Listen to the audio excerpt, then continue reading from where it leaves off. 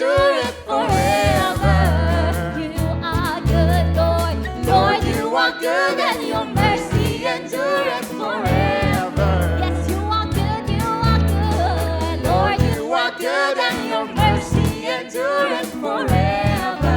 Oh, Lord, you are good. Lord, you are good, and your mercy endureth forever. Let's sing it out. People from every nation, people from every nation and tongue, from generation to generation, we worship you. Oh, hallelujah, hallelujah, hallelujah. We worship you for who you are.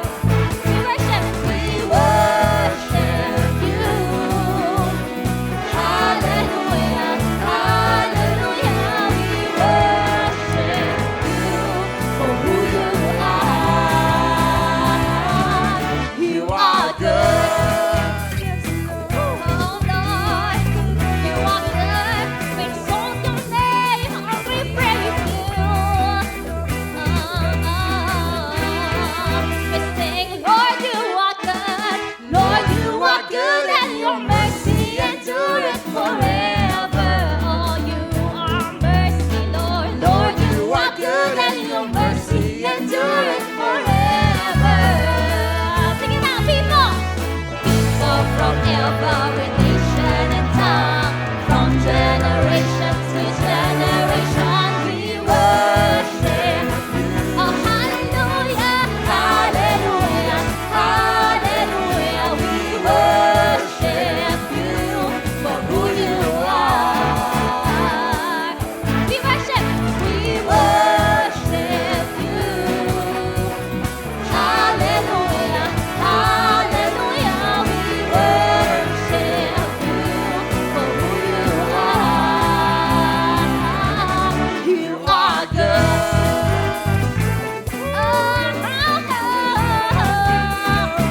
Yes, you are good, Lord.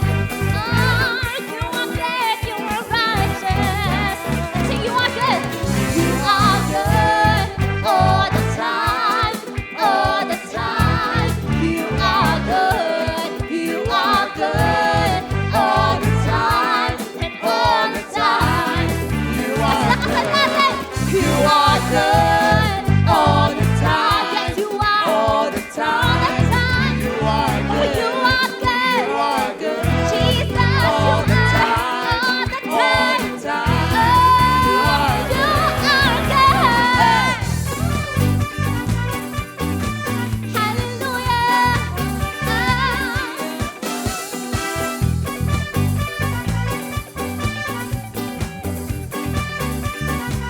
Sing, Lord, you are good.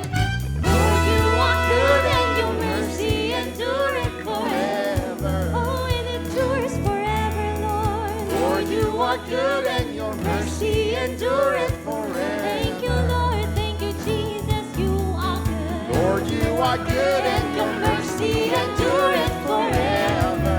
Oh, exalt your name. Lord, you are good, and your mercy endureth forever. People from every nation, people from every nation and tongue, from generation to generation, we worship you. Hallelujah, hallelujah, hallelujah. We worship you for who you are. We worship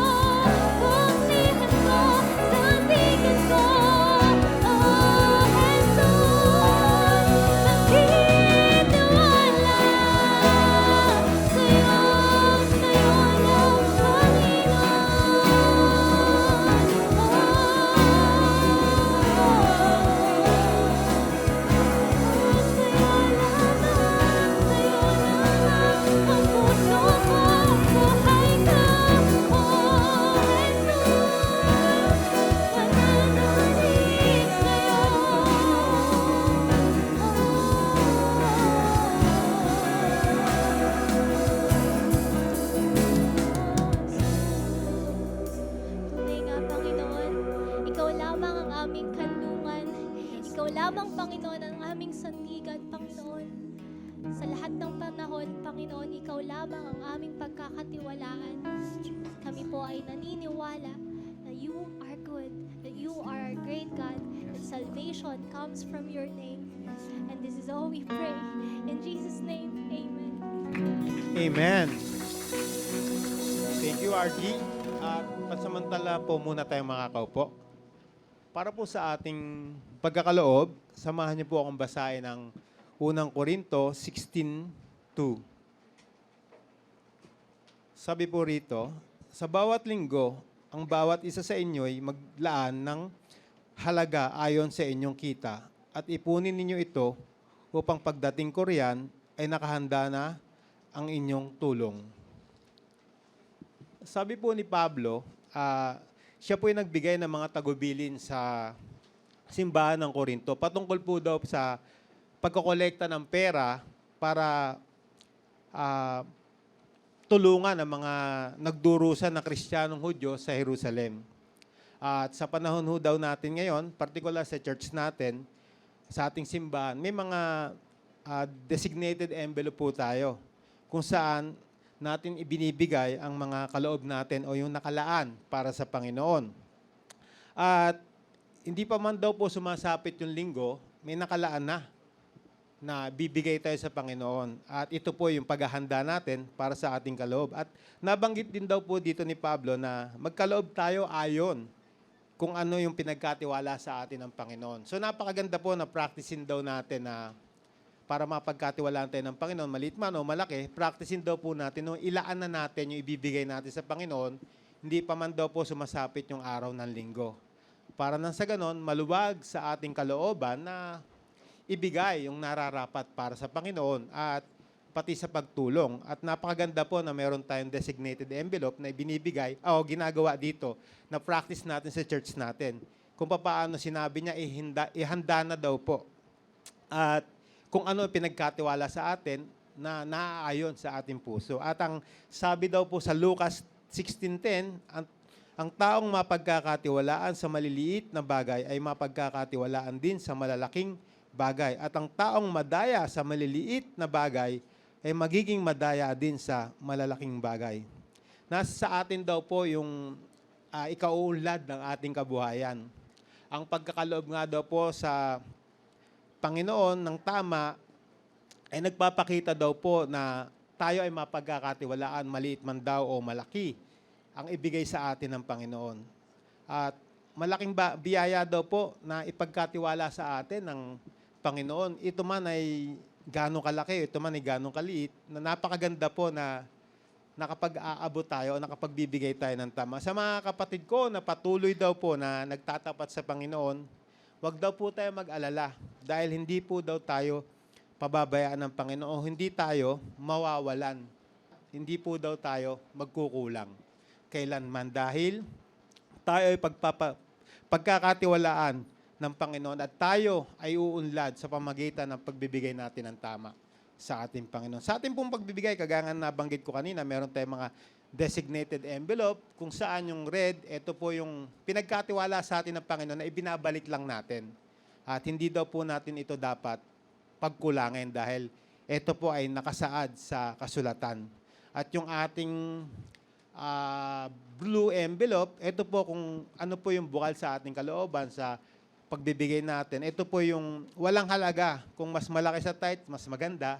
Kung mas maliit naman, wala din pong problema. Kasi ito po yung ating ginagamit sa special project kung saan pagtaguyod po natin, pagpapaunlad ng ating church. At ang white envelope naman po, ito po yung ating benevolence fund kung saan ginagamit po natin ito sa mga mission at pagtulong po kung paano tayo makaisip ng kaparaanan para maabot pa po daw yung mga kaluluwang hindi nakakakilala at maligtas. At ang brown envelope naman po, dito po nakalaan yung ating project kung saan itatayo po natin yung building natin. Sa September 4, mag-start na po tayo magukay.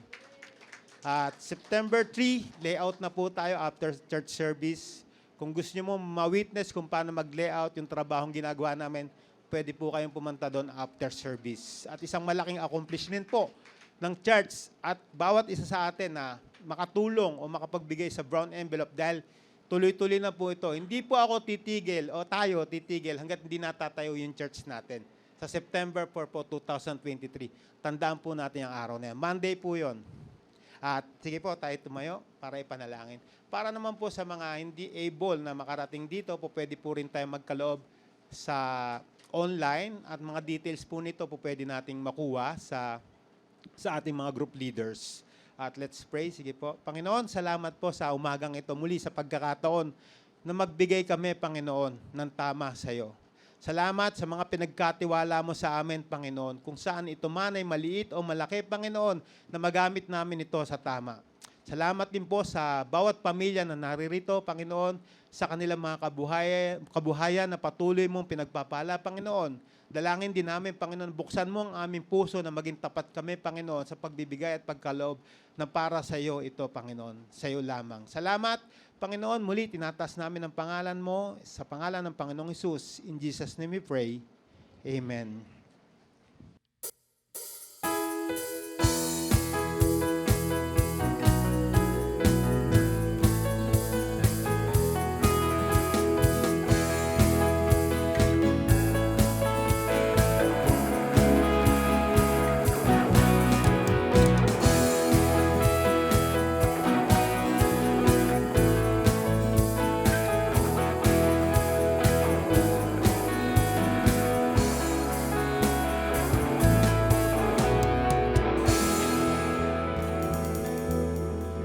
Wow, praise God. We are in the house of the Lord.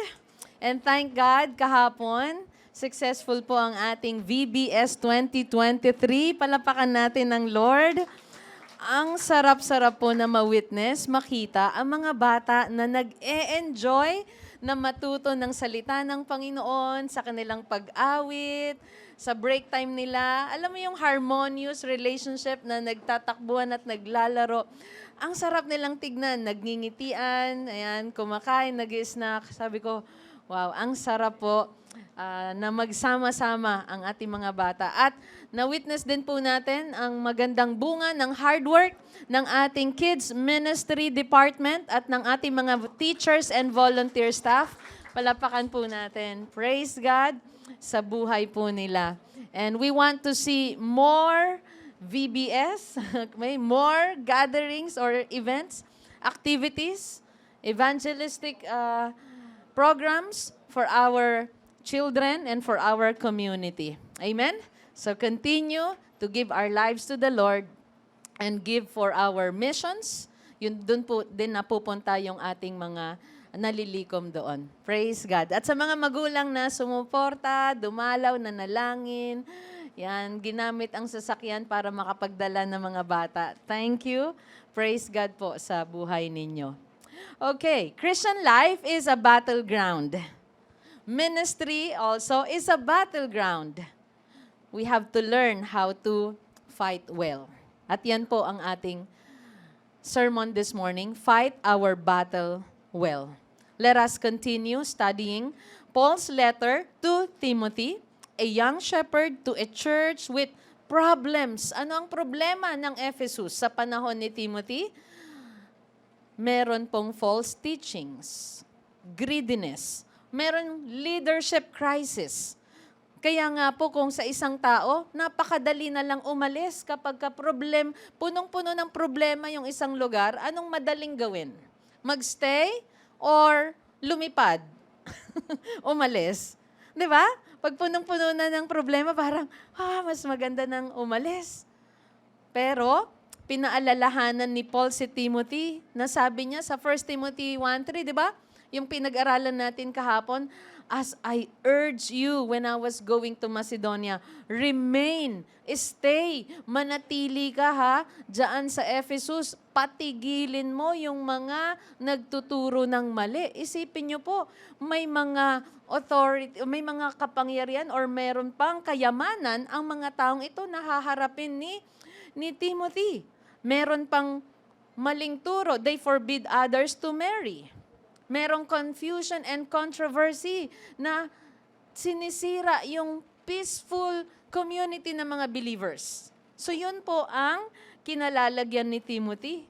Kaya mauunawaan natin bakit isinulat ni Paul ang 1 Timothy. So, hindi lang sa mga believers noon, kundi para sa mga church leaders, pastors, and future believers, katulad po natin, we have to fight our battle well. Nasa labanan po tayo araw-araw. Christian life is not a playground. And ministry for church workers, church leaders, pastors sa iba't ibang lugar, ministry also is a battle ground. Now, let's read our passage in 1 Timothy chapter 1. Let's start with verse 12. I thank Him who has given me strength, Christ Jesus our Lord. Sabi ni Paul, because He judged me faithful, appointing me to His service.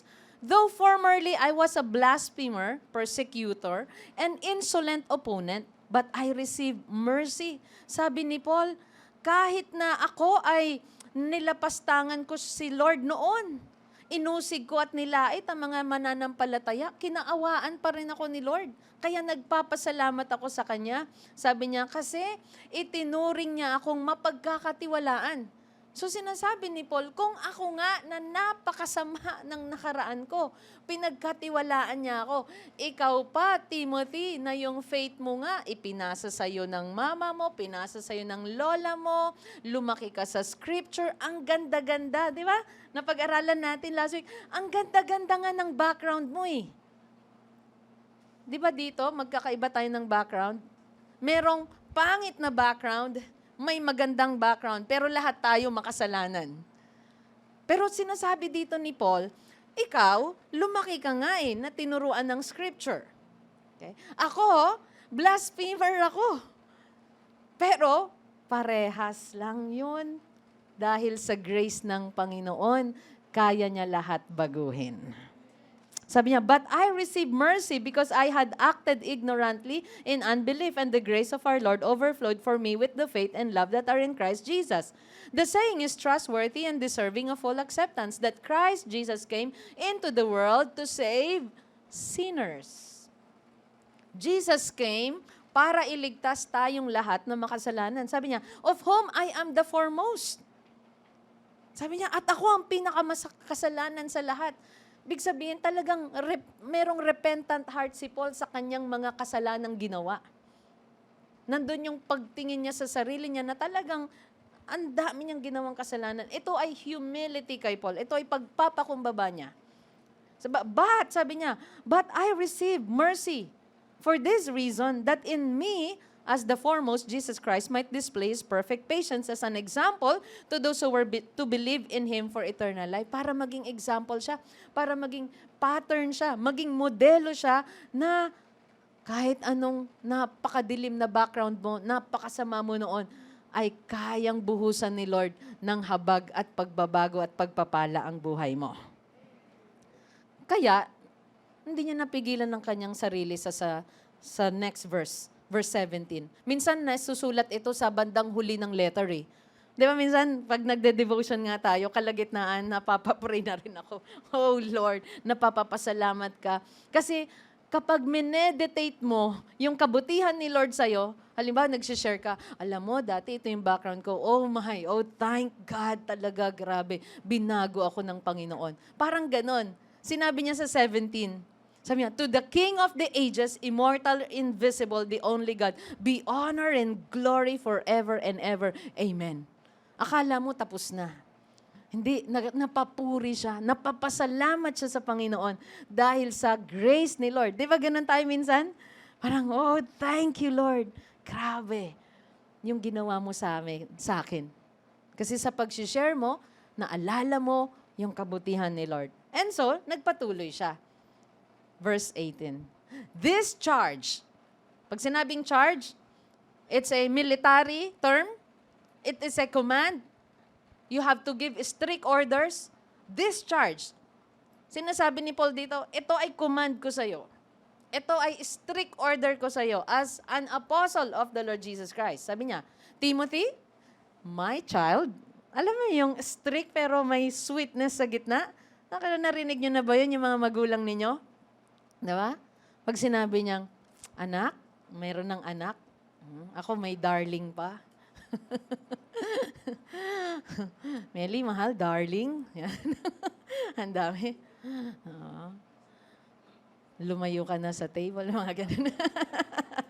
Hindi, ako rin, lalayo na. Alright, push yourself away from the table. Okay? It's not a suggestion. Okay, ito parang sinasabi ni Paul, this charge, this command, I entrust to you. Ito ay strict order at responsibilidad na nakaatang sa balikat mo. Timothy, my child. Wow. In accordance with the prophecies previously made about you, that by them you may wage the good warfare, holding faith and a good conscience. Sabi niya, in accordance with the prophecies. Kung siya nag-meditate sa panawagan sa kanya ng Panginoon, kahit ako ay masama noon, itinuring ako ng Diyos na mapagkakatiwalaan, binuhos niya sa akin ng grasya niya.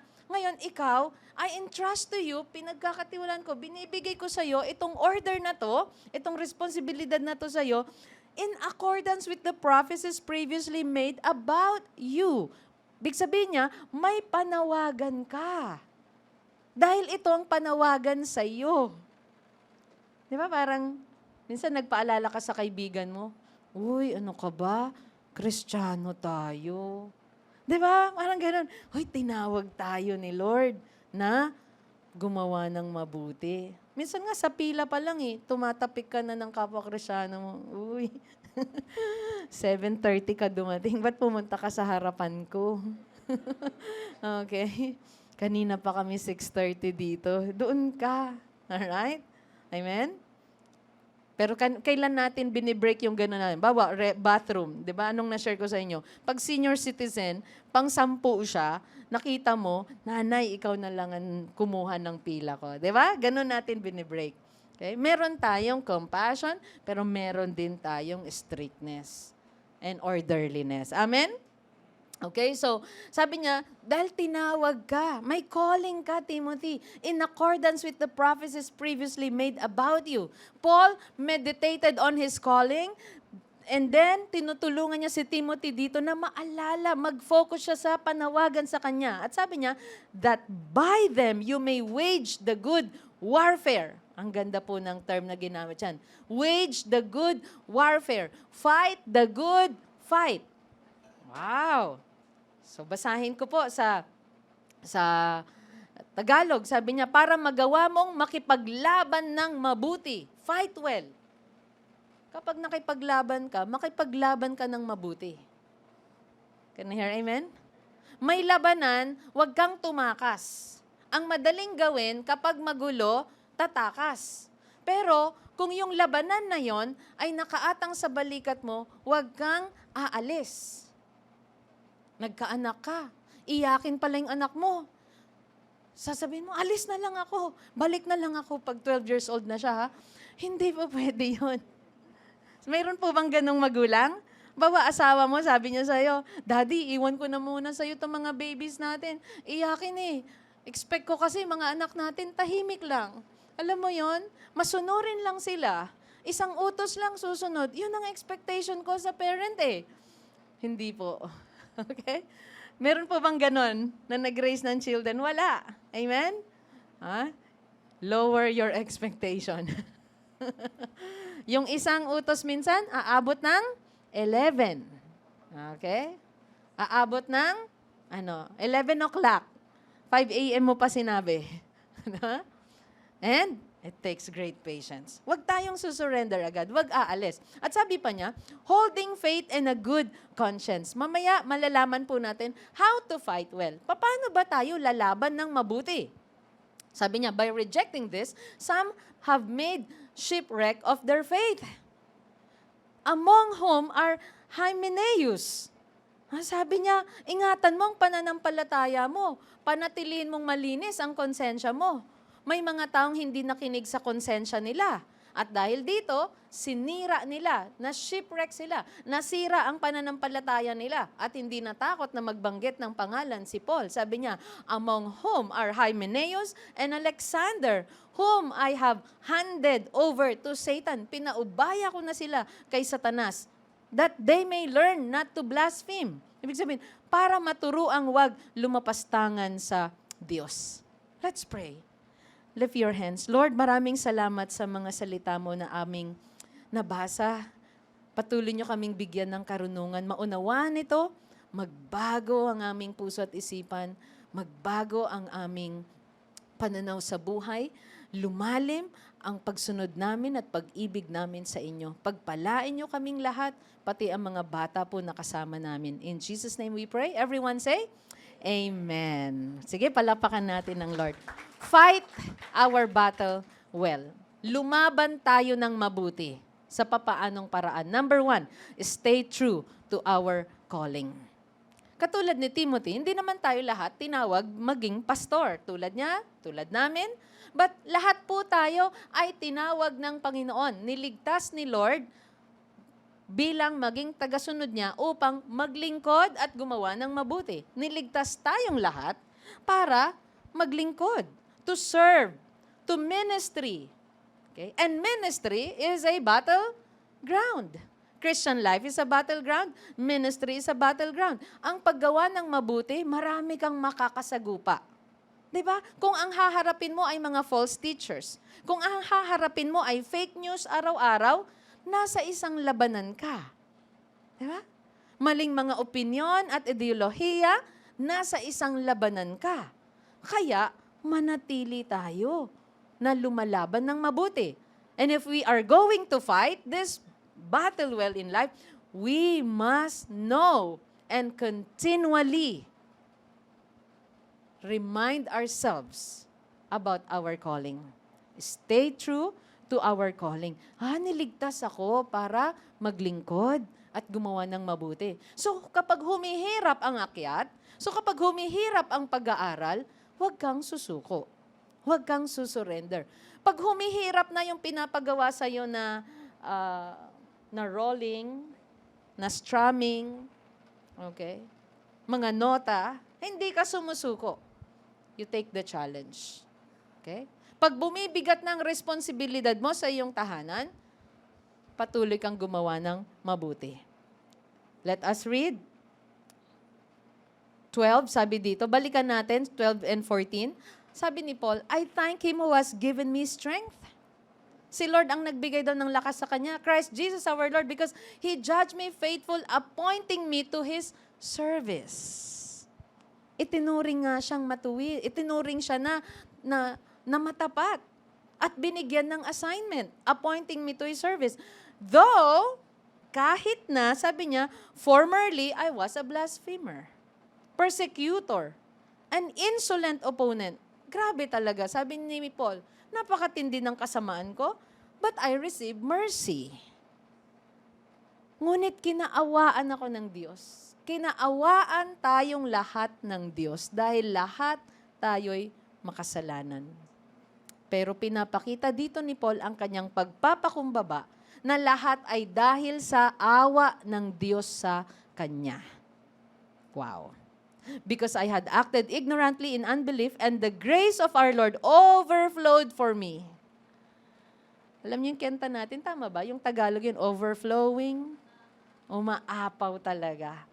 Ang grasya, ang habag, ang awa, ang pagpapala ni Lord sa atin. The grace of our Lord overflowed for me with the faith and love that are in Christ Jesus. Overflowing. Ibinuhos. Gusto ko sanang ipakita ni Ed at saka ni Ryan ang overflowing dito Nakukuha sila ng timba at ibubuhos nung isa yung buong timba ng tubig sa ulo ng isa. At hindi lang isa, 2, 3, 4 pa. Okay, pero imagine na lang natin dahil wala tayong catch basin dito. Okay? Amen? Ang ahabag ng Lord. Kaya remember, God's grace and mercy is enough to cover our past and enable us to serve Him.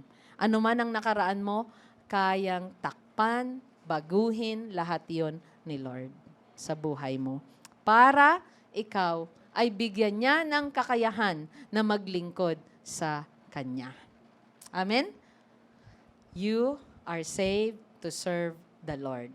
Let's continue. Sa verse 15, sabi niya, the saying is trustworthy and deserving to full acceptance that Christ Jesus came into the world to save sinners, of whom I am the foremost. But I receive mercy for this reason, that in me as the foremost, Jesus Christ might display His perfect patience as an example to those who were to believe in Him for eternal life. Sa verse 12 hanggang verse 16 or 14, ano yung mga dapat nating alalahanin? Letter A, remember our personal encounter with the Lord. Kapag ka natitempt ka, natutokso ka, nasumuko, balikan mo, remember your personal encounter with the Lord. He saved me. Ano pa? He poured out His grace upon me. Remember the grace of God that was poured on us. Tulad kay Paul. Niligtas ako ng Panginoon, hindi para sumuko. Biniyayaan niya ako ng kaligtasan, hindi para sumurrender sa buhay. Fight well. Lumaban tayo ng mabuti. Huwag tayong panghinaan. That we serve as a testimony to others. Yung pong experience ni Paul, ang sabi niya, para yung mga susunod na sasampalataya. Sabi niya, I receive mercy. At ako, sabi niya ganun, sa akin ma-display yung perfect patience ni Lord. Grabe, di ba? Sa pamamagitan ko, makita ng iba na gaano katyaga si Lord sa mga makasalanan. Isipin ninyo, persecutor, blasphemer. Kaya maging matyaga din po tayo sa isa't isa. Huwag nating sukuan ng isa't isa. Fight well. Amen? Saan nisip natin? Ang dali-dali na lang sukuan tong taong to. Pabayaan na lang, iwanan na lang. Alright? Pero dito, alam ni Paul, may panawagan din si Timothy. Kaya binalikan niya ito. Ano pa? That we serve as a testimony to others. Your life. Madilim ang background mo, magulo ang background mo sa buhay, punong-puno ng bisyo, kasamaan, magpatuloy ka dahil ang buhay mo will serve as a testimony to others. I will never forget one of our classmates na nakita ko, classmate namin ni Abby, na nagkita kami dito sa bayan, na nung nagsabi ako ng, hi, yes, kumusta? At sabi niya, ikaw yung classmate namin na mula nung high school, attend ng church. Sabi mo, mula nung high school, grabe, sabi niya, nagpatuloy ka. Wala po akong nasabi, kundi sabi ko, oo magpatuloy tayo hanggang bumalik si Jesus. Amen? Your life will serve as a testimony to others. And remember to praise God who saved us. Yun yung nasabi, nabanggit ni Paul sa 1 Timothy 1:17, to the King of the ages, immortal, invisible, the only God, be honor and glory forever and ever. Amen. Isipin mo ang nakaraan mo, isipin mo ang buhay mo in the past, wala ka talagang masasabi sa dulo, oh God, all honor and glory sa iyo lang. It's all because of you that I am standing, fighting well because of you. Nakakatayo pa rin ako, nandito pa rin ako, lumalaban pa rin ako sa buhay. It's all because of your grace and mercy. He deserves all the glory and the praises. And letter E, meditate on our calling. Lagi nating alalahanin. Siya inalala ni Paul. At ngayon, pinapaalala niya rin kay Timothy. At paalalahanan din natin ang bawat isa. Huwag tayong sumuko na magpaalala. Hey, the grace of God was poured out upon you, and you are saved to serve well. Nasimulan ni Jesus ang pananampalatayang meron tayo. Let us run the race until we see Him face to face. Meditate on our calling. Bakit kaya? Why? Bakit kailangan natin isipin lagi? Nabanggit ko ito sa husband ko at kay Kuya Ras. Pagka may natapos na gagawin sa bahay, sa renovation, papasok ako, titingin ako, Tapos nagtatagal ako sa bahay ng mga ilang minuto pa. At kagabi sabi ko sa husband ko, stay pa tayo, magmuni-muni tayo, tignan-tignan natin ang paligid. Ibig sabihin, kapag ka nadi-discourage ka, tingnan mo kung ano na ang na-accomplish mo. Tingnan mo kung saan ka nagsimula. Dati wala ito. Nandito ngayon. And so, handa ka ulit na lumaban kinabukasan. Why you need to meditate? Kahit sa Word of God. Bakit kailangan nating mag-meditate lagi? Bumalik tayo lagi sa salita ng Panginoon. Because man is prone to doubt. We are prone to fear. Madali tayong matakot, madali tayong mag-alinlangan kapag hindi tayo nag-meditate. We can easily become like the waves of the sea. Naaatras na lang tayo. Hindi. Meditate mo. Yung ginawa sa'yo ng Panginoon. I-meditate mo saan ka nagmula at nasaan ka na ngayon. Gusto mo pa ba na bumalik sa madilim na buhay at ang ama ay si Satanas? Gusto mo pa bang bumalik sa dating buhay na walang kapayapaan at kagalakan? Meditate on our calling. Lalo na kapag gusto mong mag-give up. Lalo na pag gusto mo na lang umalis para mapadali ang mga bagay-bagay. Pero walang magandang kapalit yon. When the going gets tough, lahat tayo, it's so easy to say, I give up. But lagi nating pakinggan ng encouragement ng Word of God na stay on your calling, you run the race, magpatuloy ka kahit anong nangyayari sa paligid mo. Alam niyo po, may mga men and women of God na pinaalalahanan ang kanilang calling, nagpatuloy. And there are times we need to meditate on our calling. Can I hear amen? Always meditate on our calling. Let's just go to 1 Timothy 1:18. This charge I entrust to you, Timothy, my child, sabi niya, in accordance with the prophecies previously made about you. Paul is helping Timothy to meditate on his calling. Merong propesya sa iyo, pinagkaloob sa iyo, previously made about you. So, anong gagawin mo? Sabi ni Paul, that by them you may wage the good warfare. Lumaban ka ng mabuti. Meditate on our calling. May calling ka, lumaban ka ng mabuti. May panawagan sa atin ng Panginoon, lumaban ka ng mabuti. Meron tayong mission, lumaban tayo ng mabuti. Minsan, ang hahadlang, masasamang salita. Discouraging words. Minsan, ang hahadlang, sasabihin mo, yung nakaraan mo. Minsan, ang hahadlang, yung present situation mo. Weather. Economy. Huwag kang magpapahadlang. Meditate on your calling, lumaban ka ng mabuti. At paano pa tayo makakalaban ng mabuti? So, number 1, stay true to your calling, maging totoo ka. Pangalawa, stick to sound doctrine. Huwag tayong bigla-biglang magpapapasok ng katuruan sa buhay natin. Isang araw, may biglang pumasok na 2 lalaki sa aming bahay sa pinapagawa. Kasi lumabas po yung aming isang worker, and then, iniwanan niyang bukas yung gate. Pagbalik niya, sumabay. So kahit nasa telepono ako, nandun ako sa garden, ang sabi kong ganon, so kahit may kausap ako dahil nakita ko, labas po kayo. Sa labas tayo mag-usap. At ang sabi nila, mag-a-apply lang po kami. Pwede po kaming welder, pwede po kaming mason, or pwede. Ganun po ang sinabi nila. Pero napansin po ninyo yung reflex or yung agaran na response natin. I'm sorry, labas po kayo, sa labas tayo mag-usap. Alam niyo yung meron ba kayong ganun? Di ba pag may kumatok, pagbukas hindi naman bigla-biglang papasok yan eh. Talagang ang bilis na pumasok. Sabi ko, talagang buong puwersa, labas po kayo, sa labas tayo mag-usap. Why?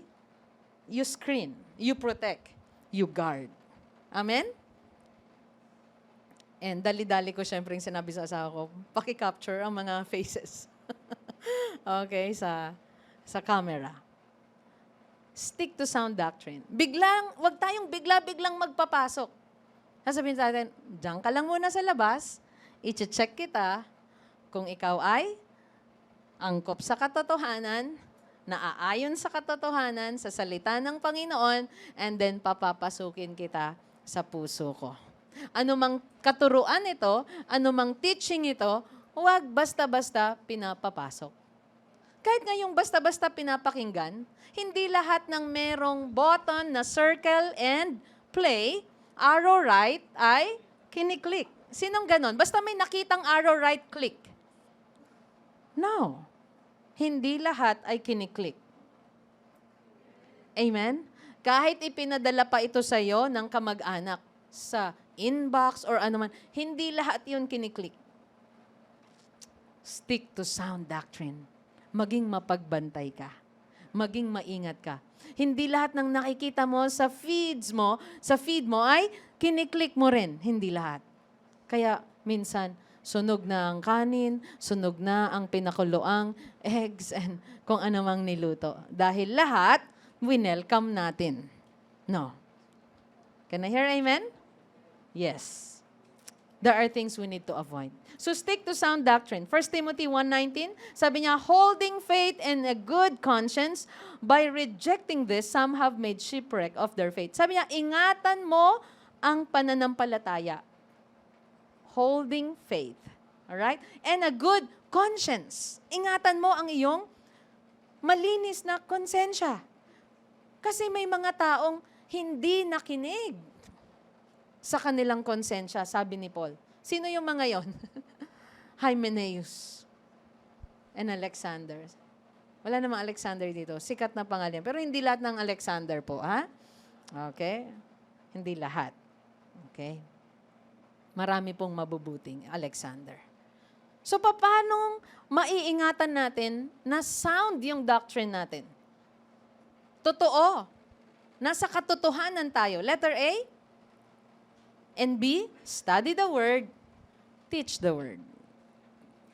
Aralin natin maigi ang katotohanan para madali natin ma-identify ang papasok kung mali sa buhay natin.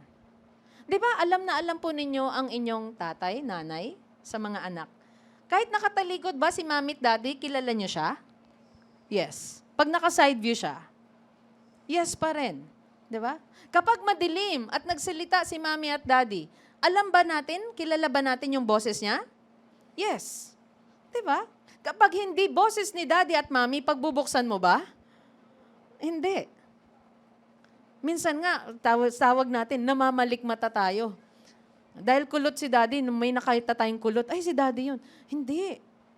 Okay? Kasi si daddy, matipuno. Yung nakita mo, hindi siya matipuno. Wow. Di ba? So, wag natin i-welcome yun. Alamin natin, kilalanin natin. Ganon din sa mga magulang. Tayo. Ako, kung hindi ko kilala yung mga workers, kung hindi ko personal na kinilala sila, mamamali ako ng mapapapasok. See? Hindi lahat, di ba? Hindi lahat ng mga tao sa paligid natin ay i-welcome. Ini-screen natin.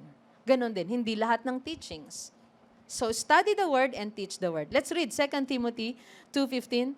Do your best to present yourself to God as one approved, a worker who has no need to be ashamed, rightly handling the word of truth. Do your best.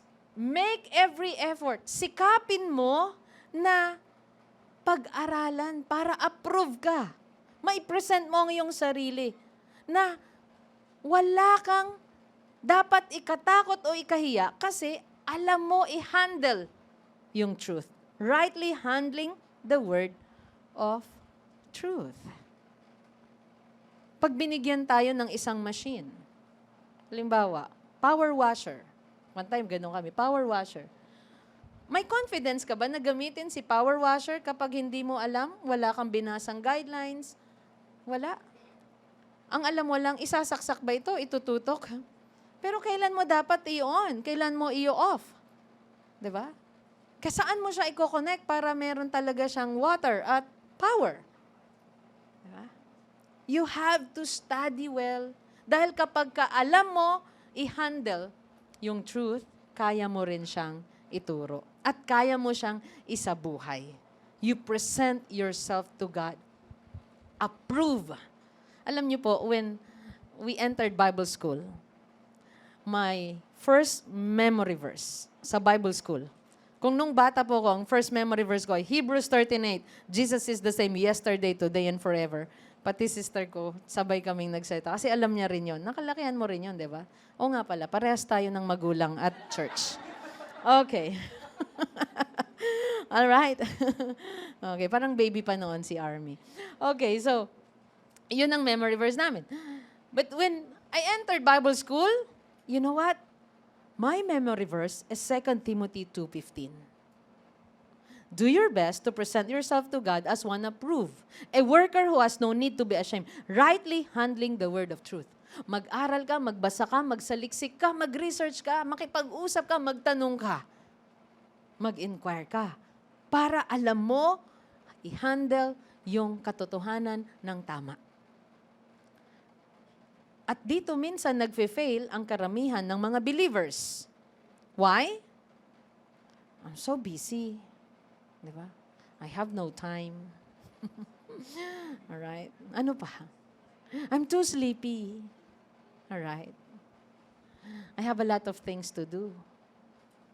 Wala tambak ang labahin ko May devotion po tayo. Can I hear amen? Attend gatherings. Right? Alam niyo po sa mga workers natin, at least twice o 2 gatherings ang maatinan po nila weekly. At least. Pero iba pa doon yung ating daily devotion. Can I hear amen? Yes? Why? Bakit natin to ginagawa? So we can fight well. Because we are in a battleground. Kapag nasa labanan ka, lagi kang handa. Hindi po pwedeng tayo ay complacent, nakalaylay ang guard, or papatay-patay. Hindi po. We have to fight well. 2 Timothy 2:2. And what you have heard from me in the presence of many witnesses, entrust to faithful men who will be able to teach others also. Ituro natin ang katotohanan. Sa ating apo, anak, kamag-anak. Okay? Sa ating nasasakupan, saan ka itinanim ng Panginoon? Okay. Bukas ang mga puso sa salita ng Panginoon, magturo na. Nung nakaraan, sabi ko, Kuya Ras, yung mga workers, every Monday lang kami nagpe-pray at may exhortation ng word ng mga workers. Ngayon, every day. Sabi ko, every day, may exhortation, every day, may prayer. Why? They need to be fed. They also need the Word of God. Kailangan natin magturo. May nalalaman ka? Ito ay totoo. Ito ay dapat ipamalita. I-share po natin. Sa hapagkainan, pag nagsama-sama ang pamilya, magbigay ka ng isang kawikaan. Magbigay ka ng isang verse sa Romans. And then mag-pray ka. Okay? Wag naman po 30 minutes exhortation. Walang 30-minute exhortation bago kumain. Okay? 5 minutes is okay. Alright? Dahil habang nakapikit ka nagpipray, tapos nang kumain ang lahat. Okay, so you have to share. Pastors must train leaders and workers. Churches must train so they can also serve well and fight well in the ministry because the ministry is a battleground. Sa mga teachers, yung natutunan ninyo sa training, isa puso natin yon at lagi nating i-apply saan man tayo magpunta. Number 3, seek to live a pure life. How to fight well? Makakalaban ka kapag ka pinanatili mo na malinis, maayos ang iyong pamumuhay, ang iyong konsensya. Kapag ang isang kaldero, iniwanan mo, pinaglutuan siya ng kaldereta. Iniwanan mo po ito ng 1 linggo. And then magluluto ka na ulit. Ano po ang gagawin ninyo sa kalderong iniwanan ng 1 linggo? Eh, sabi mo, naku, I have 1 hour to cook. Ang dami pong effort sa napakatigas na residue na naiwan sa kaldero. Tapos, meron pang molds or bacteria na yon. Sipin niyo po yung napabayaan na kaldero. Meron na po bang nakagawa ng gano'n? Napabayaang plato. Napabayaang baso. Napabayaang bahay.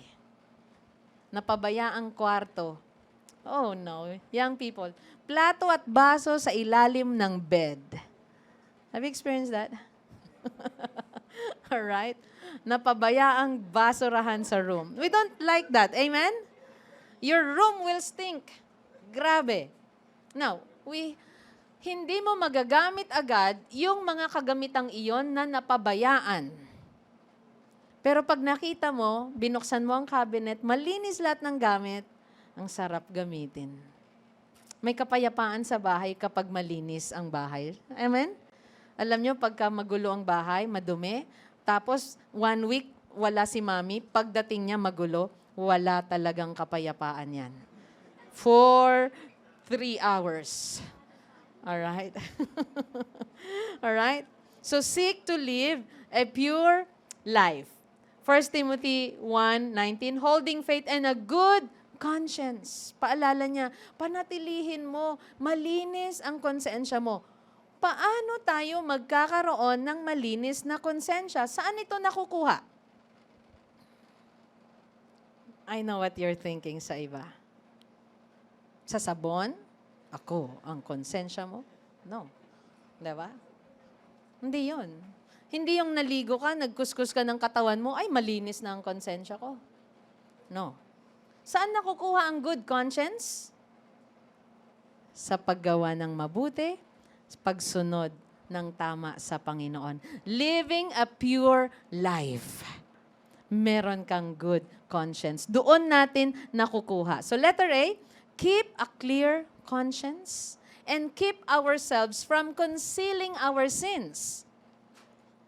Laging marumi, laging mabigat ang konsensya natin kapag ang ating mga kasalanan ay pinanatili mo sa iyong puso na lumaki at gawin niya po na kalos ang heart mo, matigas. Keep a clear conscience. Sabi niya, ang ganda po ng bilin ni Paul. Keep ourselves from concealing our sins. At kapag nagkasala tayo, huwag natin pagtakpan ng pagtakpan, tapalan ng tapalan. Dahil kapag kaganon, tumatagal, nasisira ang ating konsensya. Anong gusto natin sa ating mga anak pag nagkasala? Pinagtatapat agad. Sinasabi ka agad.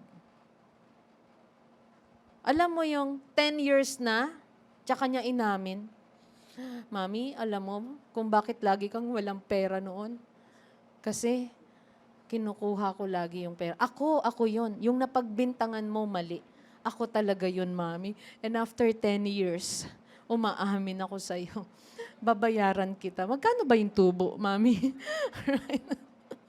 Okay?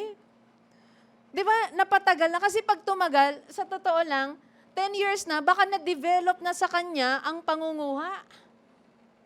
Be quick to repent. Be quick na umamin. Ano man ang bagay na hindi nagpapatahimik ng konsensya natin ngayon, aminin natin sa Panginoon. Aminin natin sa taong dapat makaalam nito. Be quick to confess our sins. Keep a clear conscience. Can I hear amen? Proverbs 28:13 sabi, whoever conceals his transgressions will not prosper, but he who confesses and forsakes them will obtain mercy. Develop a deep conviction. Pag sinabing develop a deep conviction, panatilihing malinis ang konsensya, draw the line, do not compromise. What is accepted to the culture, to the system of the world, basta against God, and this is against biblical principles, strongly reject it. Bawa may lumapit sa akin, Pastor, malaki po ang kikitain kung tayo po ay magpabingo, malaki ang mapupunta po sa church. Okay lang naman po yun, bingo. Magpa-raffle din po tayo. Malaki yung mapupunta sa church. Ano po ang conviction natin doon? No. Ang ganda, di ba, pag sinabi niyang, malaki ang mapupunta sa church. But the conviction is, no. Develop a deep conviction. Can I hear amen? Can I hear amen? Yes? Saang area ng buhay tayo, inuusig tayo ng biblical principles, ng salita ng Panginoon. Sa tingin natin, accepted naman ito sa mundo eh. Okay lang sa mundo? Yung white lies, reject. Reject those things. Are we learning? Amen? Draw the line, no compromise, develop a deep conviction.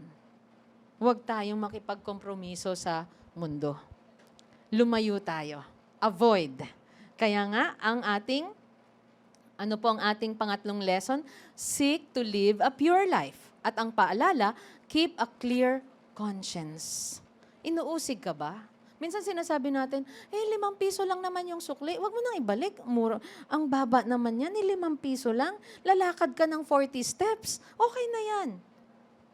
Develop a deep conviction. Can I hear amen? Clear conscience. Ingatan natin yung mga lang natin. Dahil doon, nalilin lang tayo. Number 4, last lesson. Save others through stern discipline. Okay. How to fight well?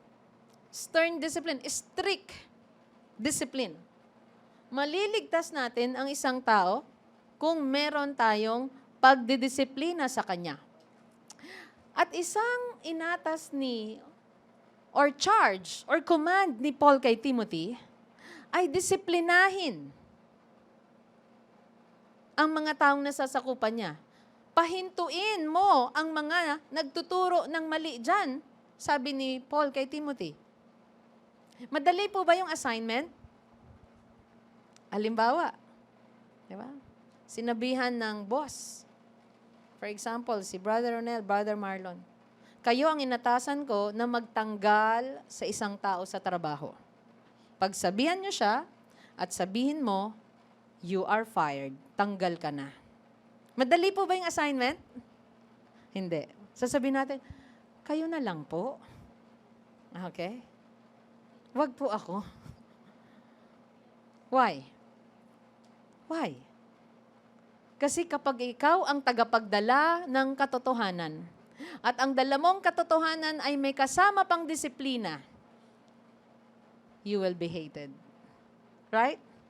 Sino rito, marami kang na-hate na tagalista ng maiingay noong high school at elementary ka? Di ba? Yung tagalista, isipin mo, tagalista lang naman siya. Pero bakit masamang loob natin sa tagalista? Kasi siyang tagapagdala ng pangalan. Alright? Si Timothy, parang tagalista ng mga maiingay at mali ang katuruan. Pero hindi lang yon, siya pa ang magko-correct sa kanila. Kaya nagbigay ng sample si Paul. Sabi niya sa 1 Timothy 19b to 20, sabi niya, holding faith and a good conscience, by rejecting this, some have made shipwreck of their faith. Dahil may mga hindi nakinig sa konsensya nila, hindi sila nagtapat sa pananampalataya, nasira sila, nawasak sila. Among whom are Hymenaeus and Alexander, whom I have handed over to Satan that they may learn not to blaspheme. Ano po ibig sabihin na ipinagay ko na sila, ipinaubaya ko na sila kay Satanas? Ibig sabihin, hindi niya kinonsente. Hindi niya tinanggap na, Hymenaeus, Alexander, okay lang yan. No, sabi niya, ipinaubaya ko, means may pagdidisiplina po iyon. Hindi niya tinanggap. I'm sorry, kahit magaling ka, Hymenaeus, Alexander, but because you are doing evil or you become deceitful, nanlilin lang kayo ng tao, mali na ang turo ninyo, mas concerned na kayo sa sarili ninyo, you are not accepted in this place. That is your discipline. Nang sa ganon, masaktan man, matutunan niya yung katotohanan. Ito, mag-ingat tayo dahil minsan ayaw nating makasakit. Pero hindi niya nalaman ang katotohanan at hindi siya nagbago. Napansin niyo po ba nung binigyan tayo ng masakit na disiplina, nagbago tayo? We've learned our lesson.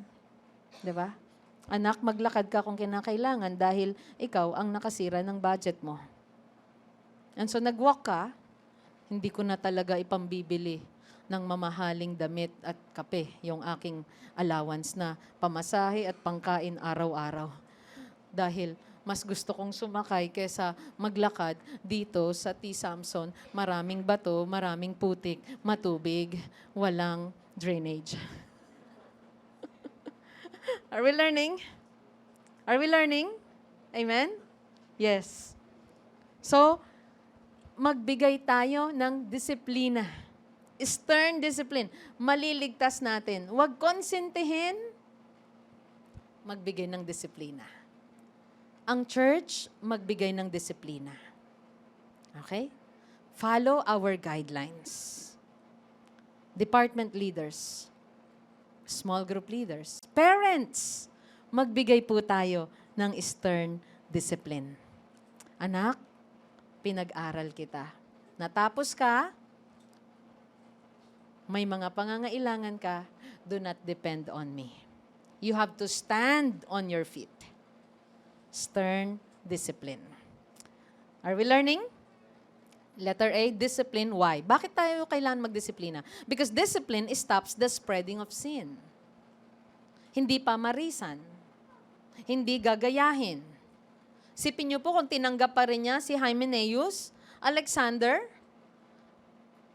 madumi ang pamumuhay at yung konsensya, hindi sila magiging ehemplo sa Ephesus o saang lugar man sila tinawag at itinalaga ni Paul.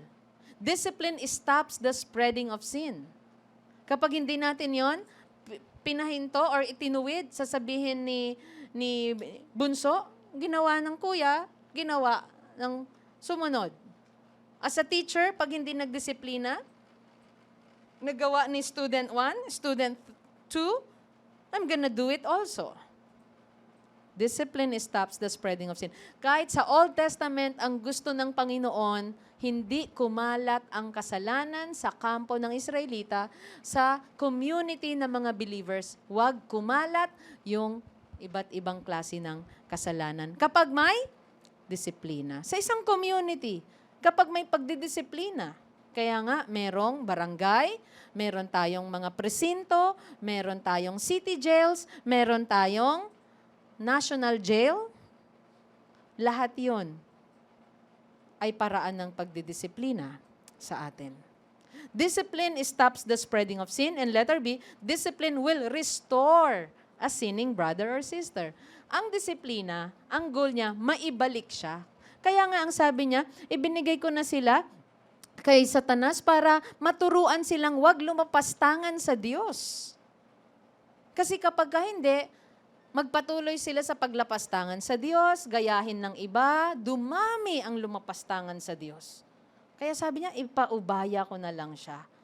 So discipline will restore a sinning brother para maibalik siya sa tama. Para maibalik siya sa tamang gawi.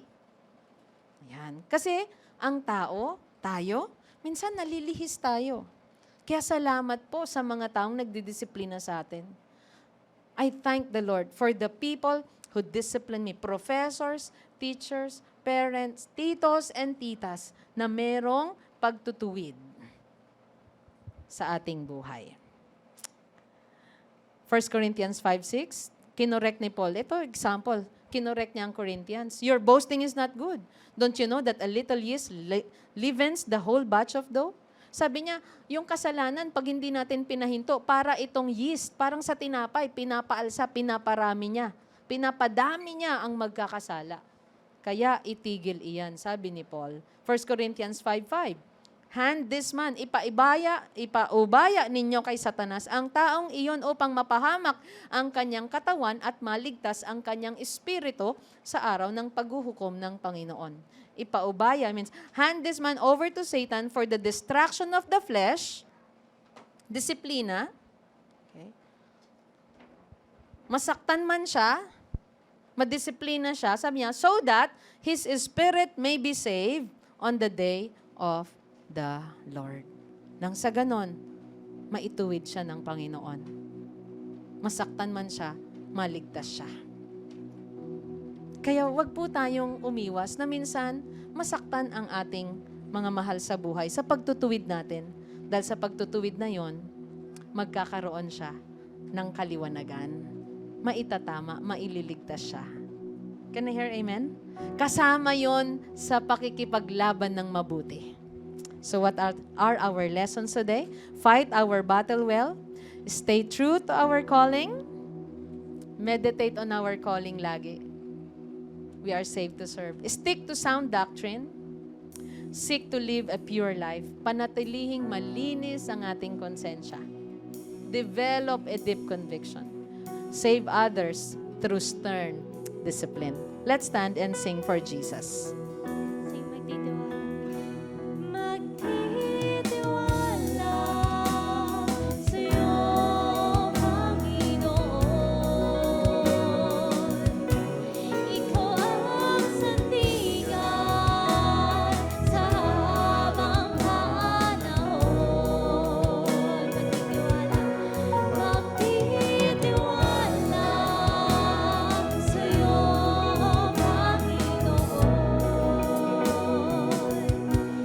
Ikaw ang kailangan sa habang panahon.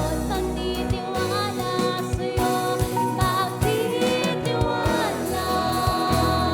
sa'yo, Panginoon.